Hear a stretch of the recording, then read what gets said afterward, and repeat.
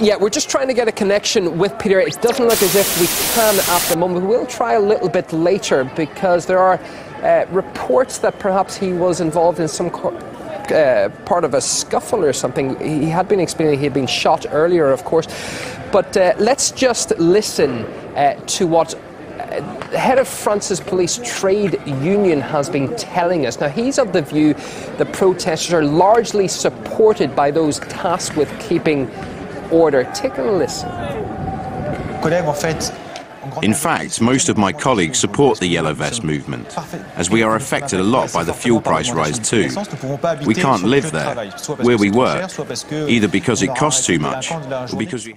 Yeah, so a lot of anger on the streets, a lot of opposition to that anger with the police. Let's get some live reaction now with French publisher and journalist Aymeric who joins us on the programme. Welcome. A third consecutive weekend mass and violent protests we're seeing today, but yet no real response from President Macron. Why do you think that is? There was a response for one member of the government saying that what was going on the Champs-Élysées, that was brown plague. That is not, it means that's not an answer, it's an insult. It's an insult to French people who suffered, which suffered so much during the Nazi rule in France during the war. And the Minister of the Interior said it was the far right, but no, it's the 80% of the French people who just simply cannot make ends meet, cannot put gas in their car, and because fuel, it's like bread in the ancient regime. It's absolutely normal. We don't have any oil fields, big oil fields like you were in Russia. We just have only 1%. We produce only 1% fuel of what we need in France, so it's absolutely necessary. But just on that point, I want to just point out what his supporters are saying, President Macron's, that his hands are essentially tied over fuel because prices are prices of diesel, and that in that sense he can't really do anything. No, he would do a lot of things if he could change his support. He's supporting the bankings. He was a banker for Rothschild. He is a member of the high finance. So it's not in his software to make concessions to people, but he must do that. But he has in front of him not brown plagues or far right movements and things. He has the entire people who doesn't want his policy. Is not legitimate anymore. And what happens now? Because this is the third weekend, Aymeric.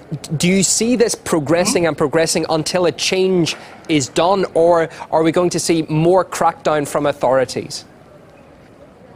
Yes, they invented, this week, they invented a plot from North Korea.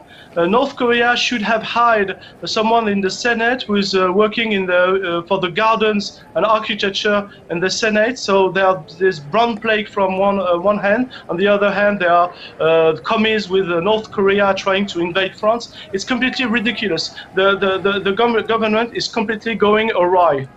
You can't help but think that President Macron must be at the very least embarrassed by the scenes going on in his country while he is at the G20 in Argentina.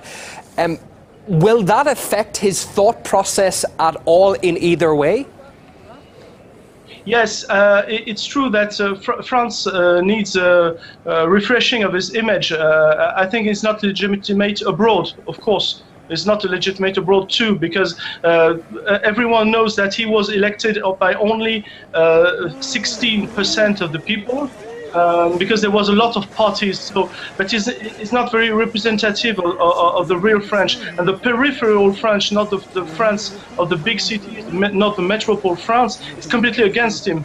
And he's demonstrating against him, not only for fuel prices, even if it's important, but only for the cost of life, because they have seen the purchasing power completely destroyed during the Macron area. French publisher and journalist Aymeric Monville, thank you very much for your time this hour and your thoughts.